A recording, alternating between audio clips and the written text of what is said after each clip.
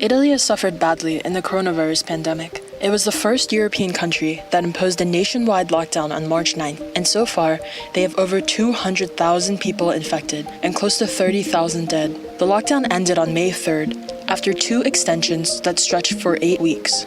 Our big question: why did Italy get hit so hard? What struck us are Italy's many surprising close ties to China. Italy patients 1, 2, and 3 all came from Wuhan, China. On January 30th, 2 Chinese tourists were admitted to local health services in Rome.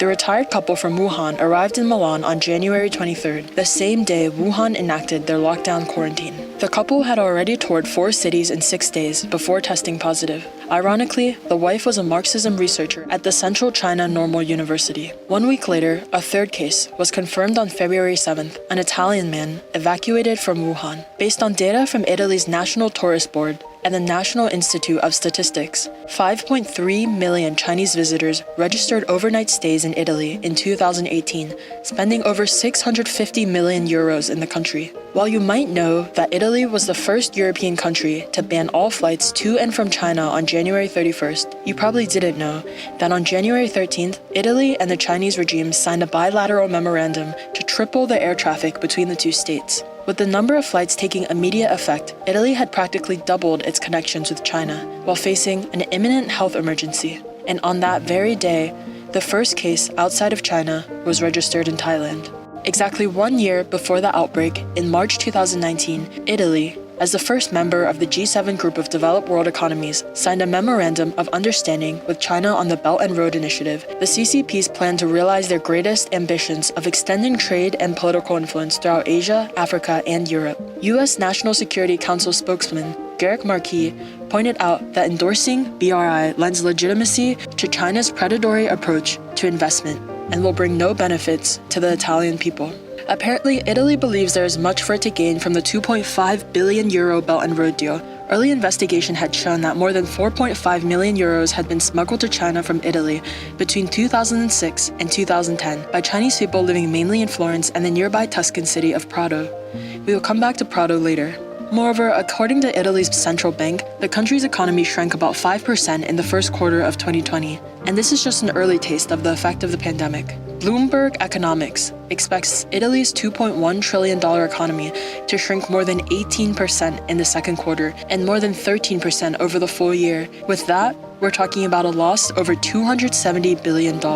Back to Prato. It's known as the heart of Italy's fashion industry. It also has the largest concentration of recent Chinese immigrants in Italy. Most of them are from the city of Wenzhou, Zhejiang. Numerous sources have reported for years that many companies are using inexpensive immigrant labor, particularly Chinese, to manufacture handbags that bear the coveted Made in Italy label. As far back as in 2007, a state channel on Italian television broadcasted Luxury Slaves, which found out factories in Italy where Chinese immigrant workforce in bad labor conditions were making luxurious Italian merchandise. Over time, the Chinese began to import cheap fabric to compete with local Italian manufacturing. They'd then buy off the local Italian shops that were struggling to compete and consolidate them under their own company. In an attempt to save the reputation of the Made in Italy label, in 2010, Sento Versace, a politician and chairman of the Versace fashion house, championed a new law that contained a very Italian compromise. If 2 of the steps in the manufacturing process took place in Italy,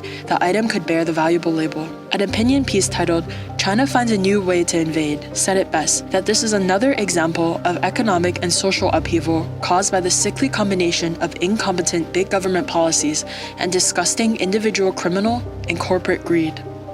Beloved Italian football is among the main suspects responsible for the rapid and deadly spread of coronavirus in northern Italy. Right before Italy's big outbreak, on February 9th, there was the Inter Milan Derby, then the Championship League match on 19th of February at the San Siro Stadium.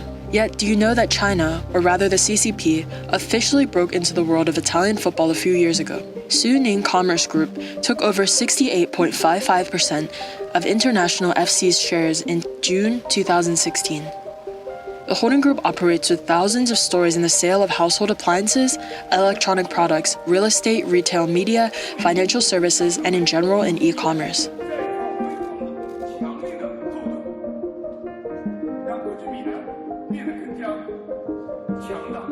There's also Silvio Berlusconi, Italy's 3-time prime minister. Since 1986, he was the owner of AC Milan until 2017 when he sold it to a group of Chinese investors led by an unknown Chinese businessman, Yonghong Li, for 740 million euros, making it the largest Chinese investment into a European club. We googled Yonghong Li online, but only found that in just a year after his purchase of AC Milan, Li was added to the list of dishonest judgment debtors in the Chinese system. The many companies and layers of representation involved in the complex AC Milan transaction could only make one wonder who is really behind the deal. China, a communist country with state-owned enterprise, often blurs the line between private and public interests.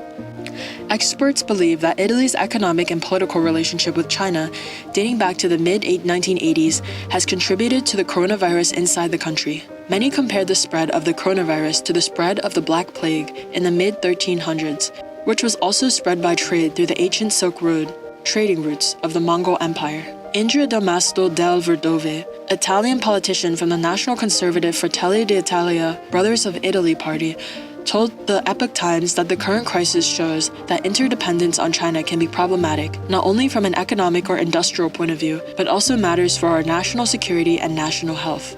During the worst of Italy's outbreak, China declared its donation to their ally during a time of need as a symbol of their global relief initiative, sending over 30 tons of equipment.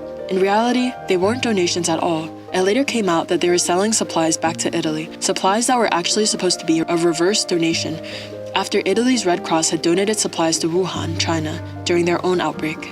Chinese state media also tried to twist statements made by Italian scientist Giuseppe Ramuzzi about strange pneumonias in Italy in November and December to try and poise Italy as the origin of the COVID outbreak, when Dr. Ramuzzi was only declaring that it may have spread to Italy from China earlier than originally documented. Italians are really angry about these attempts to deflect, says Teresa Fallon, director of the Center of Russia, Europe, Asia Studies in Brussels. And it seems China was even willing to sacrifice relations with Italy to do so. China's reckless propaganda gets even weirder. Automated China bots on Twitter, a platform that isn't even allowed to be used in China, put out tweet after tweet of hashtags like Forza Sina Italia and Grazie Sina. China's foreign ministry spokeswoman, Hua, posted a video on Twitter of Italians in Rome applauding health workers at noon from their balconies, but dubbed over the original video with the Chinese national anthem, falsely claiming that they were chanting Grazie Sina. Prime Minister Giuseppe Conte called for everyone to reflect during the press conference on March 24th. The past few months of difficult pandemic outbreak should prompt not only Italy, but the rest of the world to contemplate its dealings with the Chinese Communist Party. As long as China remains under totalitarian, communist rule without free speech, human rights accountability, and universal freedoms, Italy has shown that playing on China's side is a very dangerous choice.